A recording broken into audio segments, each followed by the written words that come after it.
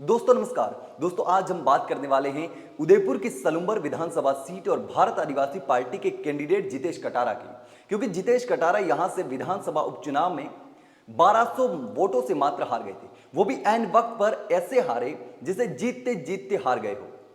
N वक्त तक ऐसे लग रहा था कि भारत आदिवासी पार्टी के जितेश कटारा ही यहां से जीतने वाले हैं, लेकिन लास्ट के 2 राउंड में ऐसा कुछ खेल हुआ कि अचानक से जितेश कटारा 1200 वोटों से हार गए।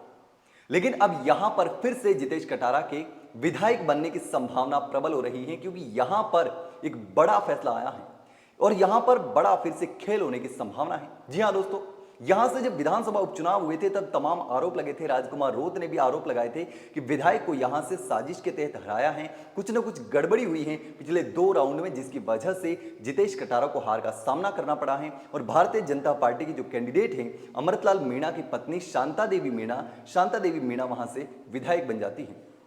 लेकिन अब यहां पर यह कहा जा रहा है कि क्या यहां पर उपचुनाव हो रहे हैं?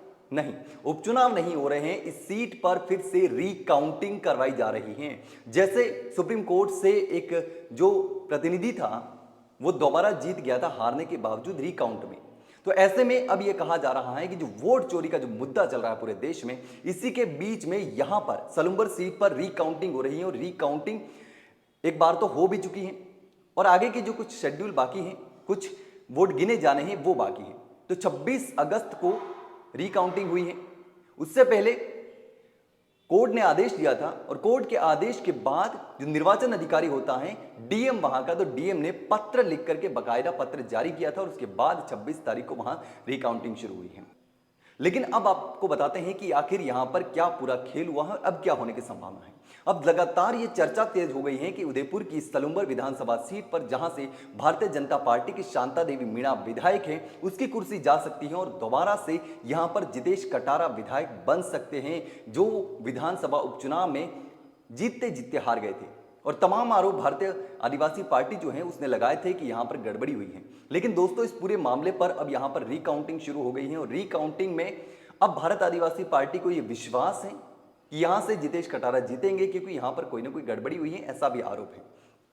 होगा क्या, वो पूरी रिकाउंटिंग होगी, उसके बाद ही पता चल पाएगा कि यहां से भारतीय जनता पार्टी जीत रही है या भारत आदिवासी पार्टी से जितेश कटारा जीत रहे हैं। लेकिन दोस्तों इस पूरे मामले को लेकर ये जो पूरा रिकाउंटिंग का प्रोसेस चल रहा है, इस प्रोसेस में समय लगेगा। लेकिन ये पूरी विधानसभा सीट है, यहां पर जो सियासी समीकरण है उसको लेकर चर्चा होने लगी है और यहां पर जो राजनीति है वो भी पूरी तरीके से राजनीति सियासत गर्मा गई है यहां से, जो कि सलुंबर की खास करके सलुंबर विधानसभा की सियासत है उसमें एक नई हलचल पैदा हो गई है। और हर कोई यह सोच रहा है कि क्या दोबारा से यहां रिकाउंटिंग हो रही है तो क्या जितेश कटारा यहां से विधायक बनेंगे।